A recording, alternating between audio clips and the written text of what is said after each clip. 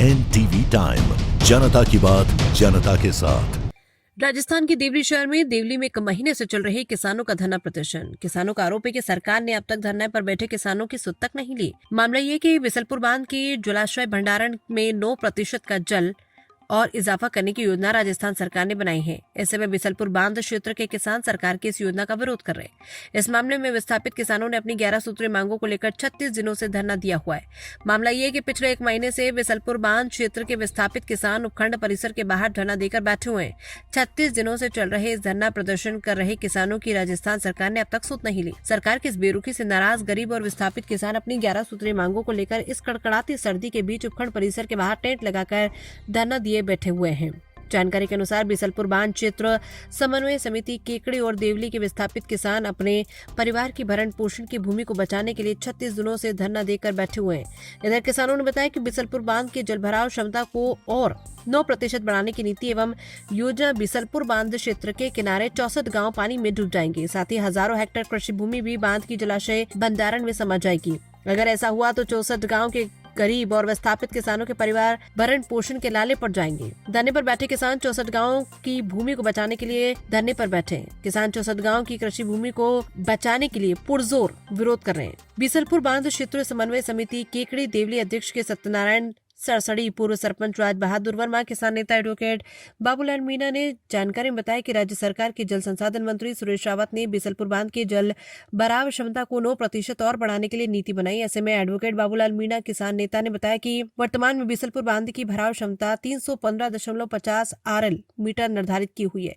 वर्तमान के इस जलाशय भंडारण से 1/4 राजस्थान को पीने का पानी पर्याप्त मात्रा में उपलब्ध हो रहा है। तो वहीं हजारों हेक्टेयर भूमि पर पैदा होने वाली फसल की सिंचाई भी इसी बांध के पानी से हर सीजन में होती है। इस पैदावार फसल से देवली, दूनी, सावर, केकड़ी की कृषि मंडियों में प्रतिवर्ष हजारों करोड़ों रुपए का कारोबार होता चला रहा है। तो वहीं देवली, केकड़ी, दूनी, सावर के बाजारों में 64 गांव के किसानों से रौनक बनी हुई थी। धरने पर बैठे हैं पूर्व सरपंच राज बहादुर वर्मा ने बताया कि बिसलपुर बांध परियोजना के पुनर्वास नीति के तहत डूब क्षेत्र के पास 14 गाँव की विस्थापित कॉलोनी एवं पुनर्वास कर आम सुविधाएं पूर्व में उपलब्ध करा दी गई थी, जो इस 9% जल भराव क्षमता की योजना के रहते डूब जाएंगे।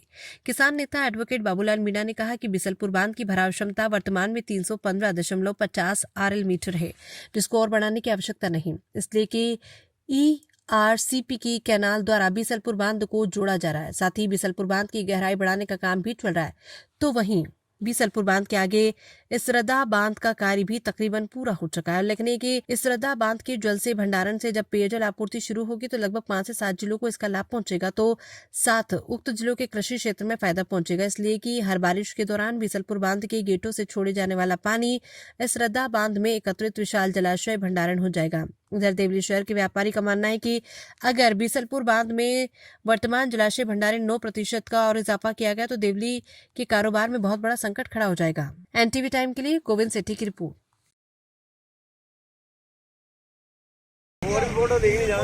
सर, ये बताइए कि राष्ट्रीय विस्थापित संघर्ष समिति जो यहाँ पर धरना दे के बैठी है, कब से बैठी है?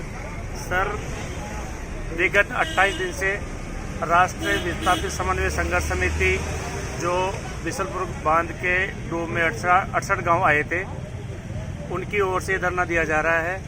धरने का कारण ये है कि वर्तमान राज्य सरकार के द्वारा अखबारों के माध्यम से हमें ये सूचना मिली है कि जो बिसलपुर बांध है, इसकी जो वर्तमान भराव क्षमता 15.5 मीटर की है, उसमें 9% का इजाफा किया जा रहा है। 9% का इजाफा करने से जो 68 गाँव के जो विस्थापित हैं, जिनको पूर्व में सरकार के द्वारा विस्थापित किया गया है, वो गांव वापस डूब में आएंगे। उनकी बची कुछ ज़मीनें हैं वो वापस डूब जाएगी। 68 गाँव में जो जमीन डूबेगी वो कितनी हेक्टेयर होंगी? ये हजारों बीघा में आएगी सर। जो नदी के दोनों साइड है, उस साइड भी, इस साइड है, 3 जिलों की जमीनें डूबेगी।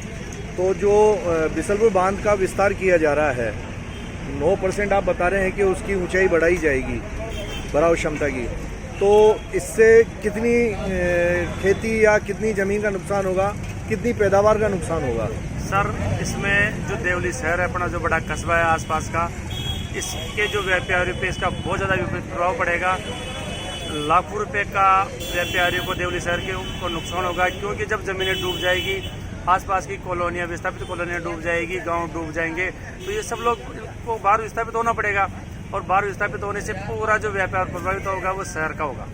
तो ऐसे में सरकार की तो योजना है कि बिसलपुर बांध की जो भराव क्षमता से बढ़ाई जाए, तो आप लोगों की क्या मांग है? सर मेरा निवेदन ये था कि जब सरकार के द्वारा ARCP योजना चलाई जा करके और नानेरा बांध से पूरे बांधों को भरा जा रहा है और सरकार के द्वारा नदी में से गाद निकाली जा रही है, गहरा किया जा रहा है डैम को, तो फिर ऊपर से तीसरा ये कौन सा कारण हो गया कि डैम की हाइट बढ़ा करके किसानों की जमीन को डुबोया जाए और जिनको पूर्व में भी विस्थापित किया गया पुनः उन्हीं किसानों को फिर विस्थापित किया जाए, तो इससे किसानों के ऊपर दोहरी मार आएगी।